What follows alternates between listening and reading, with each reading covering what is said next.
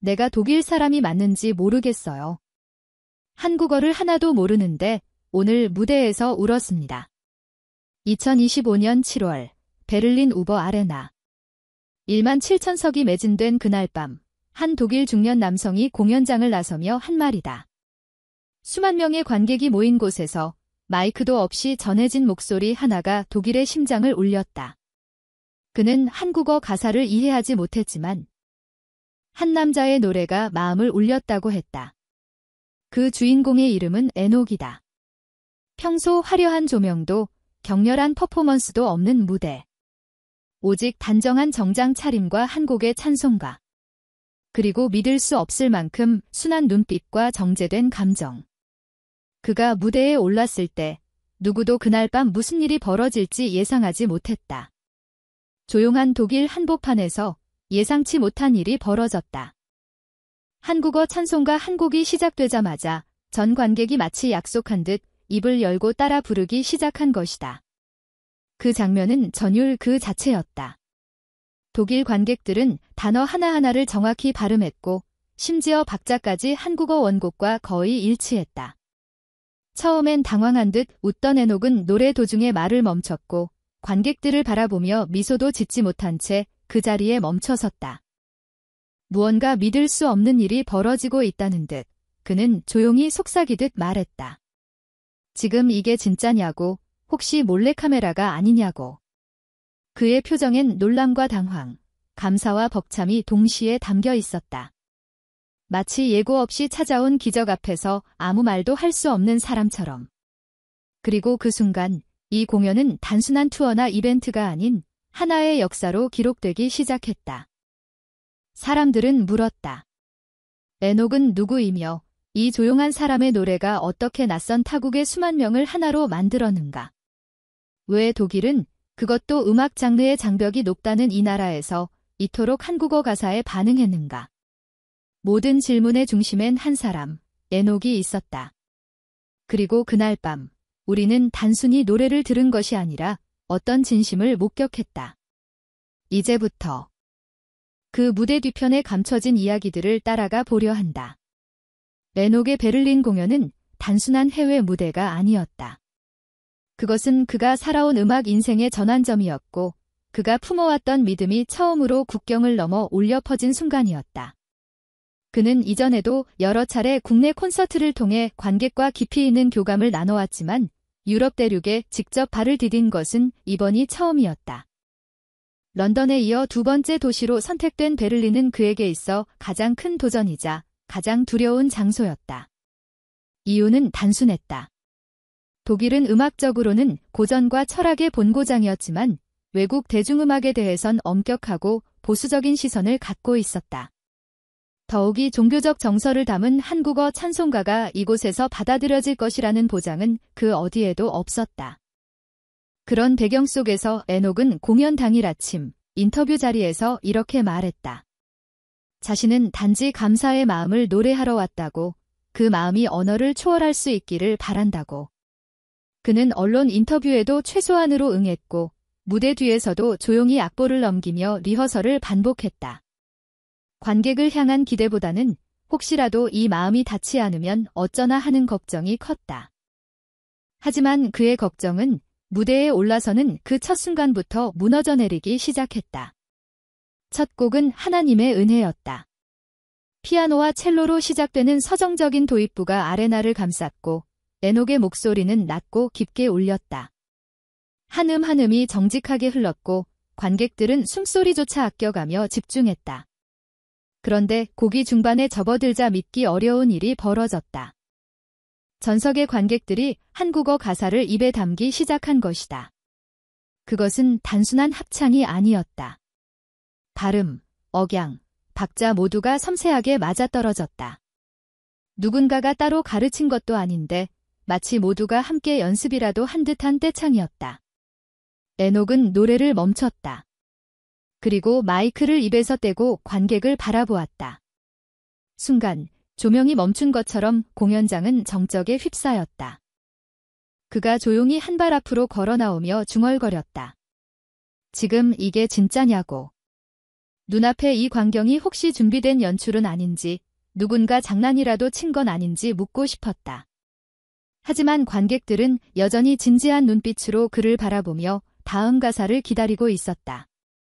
누군가는 눈물을 흘리고 있었고, 누군가는 두 손을 모은 채 감격을 삼키고 있었다. 그 순간 에녹은 깨달았다. 노래는 단순한 언어가 아니라 사람과 사람을 잇는 고백이라는 것을. 그가 그렇게 노래를 다시 이어갈 때 베를린은 더 이상 낯선 도시가 아니었다. 그와 관객 사이엔 언어 대신 울림이 있었고 종교 대신 감정이 있었다. 하나님의 은혜라는 가사는 국경과 종교를 뛰어넘어 그 자리에 모인 모든 사람에게 위로가 되었다. 공연이 계속될수록 놀라운 순간은 반복되었다.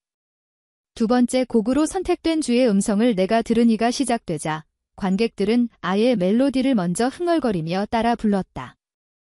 독일어 통역 없이도 의미가 통했고 가사가 끝날 때마다 박수가 터져나왔다. 그 모든 순간이 아름다웠지만 공연의 정점을 찍은 건 바로 그 다음 장면이었다. 곡이 끝난 직후 에녹은 무대 뒤로 사라졌다. 많은 이들이 잠시 휴식 시간일 거라 생각했지만 곧 무대 조명이 다시 켜지고 에녹이 손에 무언가를 들고 다시 나타났다. 그는 무대 아래로 내려가 관객석 첫 줄로 걸어갔다. 그리고 조용히 준비해온 작은 봉투를 한 명 한 명에게 건네기 시작했다.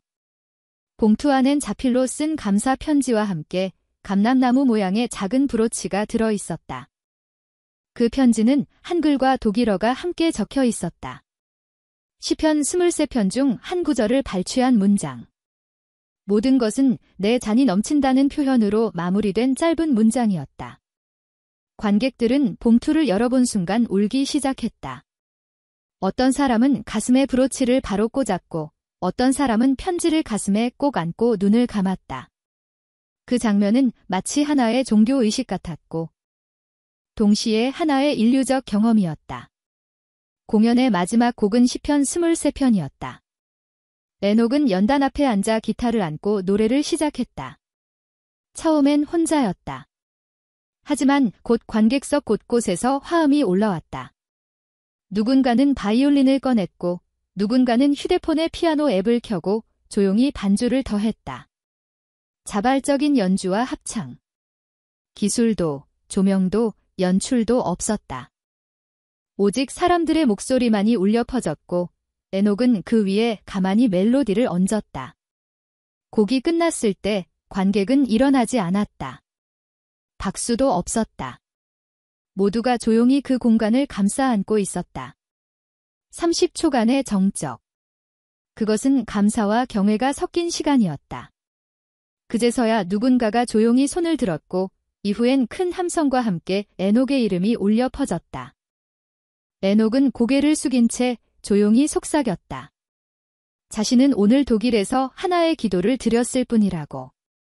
그리고 이 노래가 누군가에게 위로가 되었다면 그것만으로 충분하다고. 무대가 끝나고도 사람들은 자리에서 일어나지 않았다.